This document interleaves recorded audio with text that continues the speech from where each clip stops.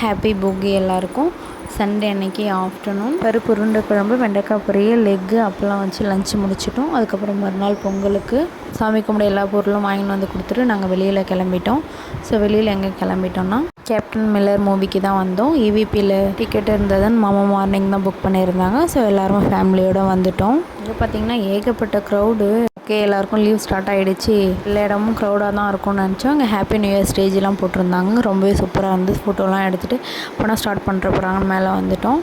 So படம் வந்து start பண்ணிட்டாங்க. கேப்டன் மில்லர் மூவி ரொம்பவே சூப்பராக இருந்துச்சு. தனுஷோட ஆக்டிங் வந்து அல்டிமேட்டுங்க. ஸோ அவர் பார்க்கவே ரொம்பவே டிஃப்ரெண்ட்டாக இருந்தது. நல்லா ஹார்ட் ஒர்க் பண்ணியிருக்காங்க. இதில் நடித்த எல்லா ஆக்டருமே ரொம்ப சூப்பராக பண்ணியிருந்தாங்க. பிஃபோர் இண்டிபெண்ட் எப்படிலாம் நடந்திருக்குமோ நல்ல ஒரு இமேஜினரி பண்ணி படம் எடுத்திருந்தாங்க. ரொம்பவே நல்லா இருந்தது.